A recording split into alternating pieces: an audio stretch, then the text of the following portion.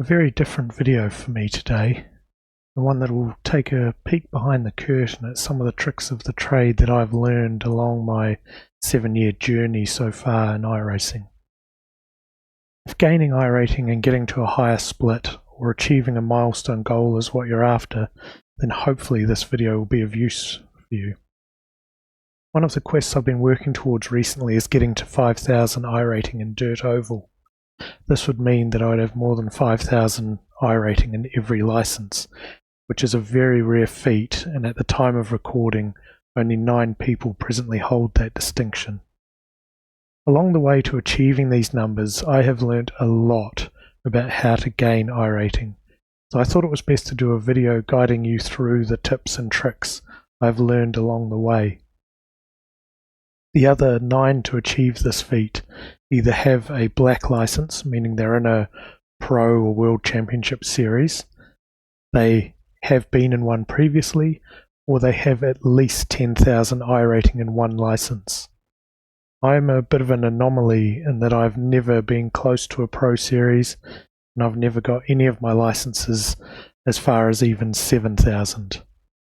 When I started out, I was terrible, and I've had to work really hard and learn these tricks in order to progress and reach the goals that I set for myself. I'm not the most naturally talented. It's been a lot of hard work, and I have no chance of getting to 10,000 in any license. While I go through the tips, I thought I would have some footage from a previous race playing, and the footage I have playing in the background is from the last stint of the Portimao 1000 last year, which we managed to win and was one of my favourite events that I've done. Before I dazzle you all with the amazing hidden tricks that have catapulted someone of limited ability to such dizzying heights, I need to address some very relevant points, so this is the disclaimer. Number 1, the only time iRating matters is if you are trying to qualify for a Pro or World Championship series and you need to reach a certain level of iRating in order to be in the right splits in order to have a legitimate chance of qualifying for those series. This applies to incredibly few people, and if this is you, you already know how to do this and have the ability to do this without using any of the tricks I'm about to show. 2. Getting more iRating will not make you a better driver. 3. It will not make you a better person. 4. You will not be flooded with romantic inquiries by hitting iRating goals. 5. Chasing iRating is by far the least fun you can have in the game. And 6. The numbers are meaningless. Safety rating matters more than iRating, and even then, that has a somewhat limited meaning. Sorry, Justin. If, after listening to the disclaimer, and you still want to know how to artificially enhance your numbers, then here are the keys. Remember, with all tips, these are related to gaining iRating. They are normally going to work completely opposite to any tips related to gaining enjoyment from using the game. I also know that despite all of the warnings and advice that these numbers are meaningless and will in no way add to your enjoyment on the sim, a number of you will still want to know how to improve them. So as someone who has been down that road and got the t-shirt in every license, I thought I'd do my bit for the community and give the tips and tricks that will help you achieve those goals. Tip 1 is car selection. Whatever license it is you are wanting to improve, you will find there are cars that feel more natural for you to drive compared to others. They make sense to you and you seem to do better compared to your current iRating. There will be other cars that feel like learning a second language and you have no feeling for how to drive it at all. If you are wanting those gains, find your happy car series and stick to that. Just by removing the races you do in cars you aren't comfortable in, you will automatically trend upwards. The tips on how to become a more well-rounded driver might need to wait for a separate video, but for now I'll stick to just teaching you how to gain iRating. During maintenance periods, I'd recommend trying out other cars that you don't currently own. Some will no doubt feel terrible as you've never driven them before, but you may hop in a car and find it amazing to drive and very intuitive. That is potentially a car you will feel comfortable in and might enjoy racing. Generally, if you like driving the car, you will do well in it, and when you do well, you'll get good results and your iRating will go up. Tip 2 is track selection. Whichever license you are looking at, you will find that there are certain tracks that fit your eye, they make sense to you, and you seem to outperform your iRating there. Then you'll notice that your best few tracks in that license likely fit that pattern, and your worst few tracks will also fit a pattern. I'll run through this for each license to explain a bit better and also clarify exactly what I look for in each license as an example.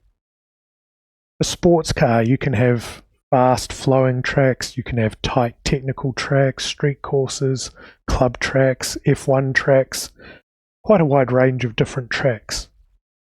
What I personally look for are tracks which are difficult and are technical. I avoid draft tracks like Spa or Monza, as people are able to keep up with you undeservedly and they may not necessarily have the racecraft you desire. I will also look at what turn 1 looks like. Is it a standing start or a rolling start? If I feel that turn 1 isn't likely to end my race comparative to other tracks, and the track is one that fits how I drive with enough technical corners to give me an advantage, I'll race. Examples of tracks I personally like for farming are Laguna Seca and Lebanon. Formula is similar to sports car, but I apply a much higher weighting to turn 1. Formula cars are a lot more fragile, making it very easy to have a race-ending incident at turn 1, so I want to know that turn 1 has a better than average chance of being survived. For oval, you have short tracks, intermediates, and super speedway, and there are people who are able to farm enormous iRating for each of those categories, and one of them will suit you the most. For me, it's short track as it carries a lot of the skills from sports car over, which is mainly just braking.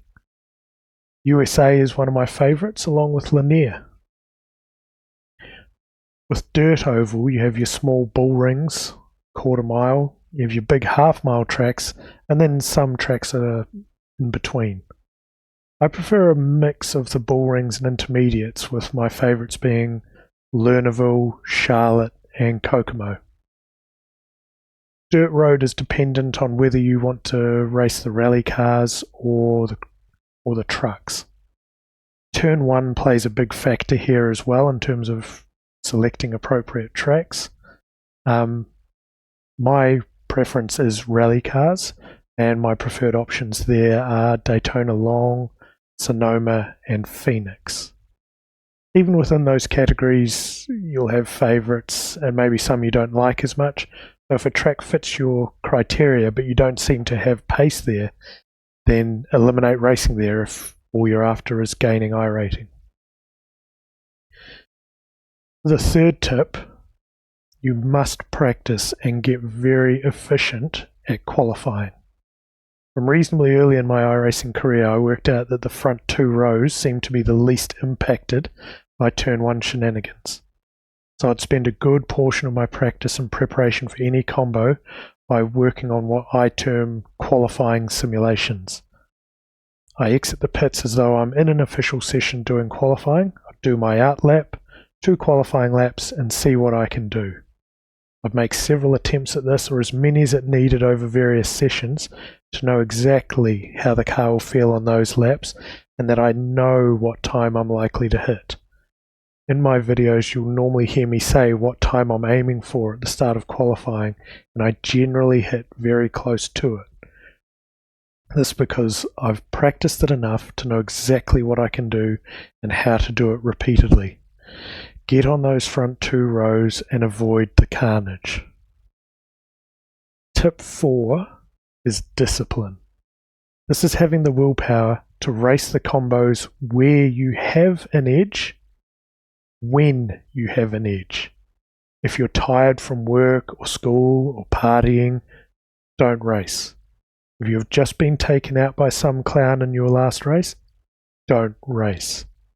Know the combos that you want to run. Have a schedule plan for the season. Don't get distracted by some shiny new thing or whatever is popular that week. Working out the cars and tracks that suit you or your license of choice is the easy part. The hard part is staying committed to that plan and only racing when you are mentally and physically ready to do so. If you have a cold, a headache, or health issue, don't race. You're angry about something, be it what happened in your last race or the price of cheese, and you're not in a good headspace to focus and operate at your best, don't race.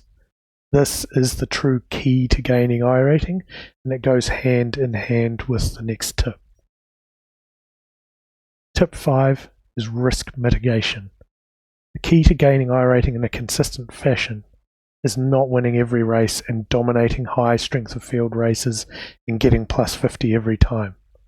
The key is in minimizing your bad races. Having a terrible race be a minus 10 to minus 20 and having that one in every 10 to 15 races while you tick along with a lot of plus 5 to plus 25 solid races in between is how you progress. How do we mitigate that risk? Partly in the car and track selection.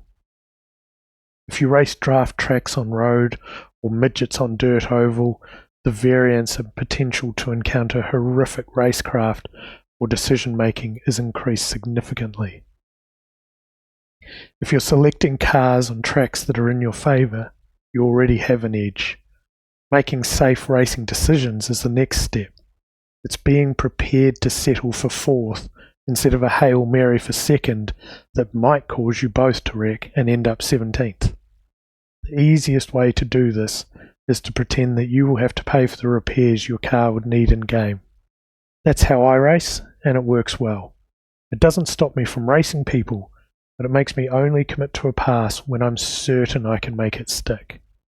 It looks like the car behind me is driving erratically, but on my pace, I will let them through, and more often than not, they either kill themselves and or someone else very shortly thereafter. Risk mitigation is just a way of smoothing your iRating curve.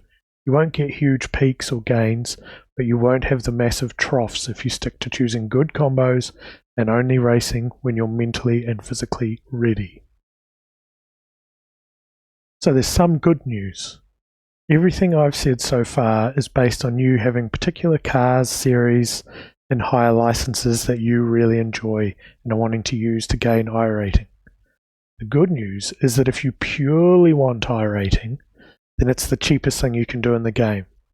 In sports car, formula, oval, and dirt road, there are people that have reached 10,000 iRating purely by racing the free rookie content. On dirt oval, the best I've seen is someone getting to 9,000 iRating by only using rookie content. So it's possible to get to 50,000 combined iRating using only rookie content. So it's not about spending a lot of dollars on cars or tracks or even necessarily being a good or well-rounded driver. Rookie classes can provide some great racing and some very enjoyable cars. They can also provide some very frustrating moments. This is what rookie racing can be about, as some people there will be very new to the game, and that is their place to learn. Massive iRating that people have earned by racing rookies is proof of my concepts that I've worked out. These people have found a car they like and have hyper-specialized to really understand it and how to extract pace from it. They have worked out what tracks they like and focused intensely on maximizing their performance at those tracks. They are not focused on learning new tracks or new cars and spreading themselves too thin. They have practiced and mastered the art of qualifying, ensuring they start most races from the front row. They have the discipline to stick to their cars and tracks of choice and race only when they are physically and mentally ready to do so. They are able to manage the race well from the front and are comfortable with cars being in their mirrors and are able to deal with turn one effectively. A final sort of reminder or conclusion. As you can see, there is no magic sauce. The process of gaining iRating is incredibly tedious and will deliver no benefit to your life.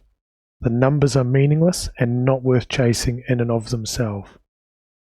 I have persisted more as a byproduct of trying out a lot of different cars and tracks and enjoying the process of learning and working out how to get better in them.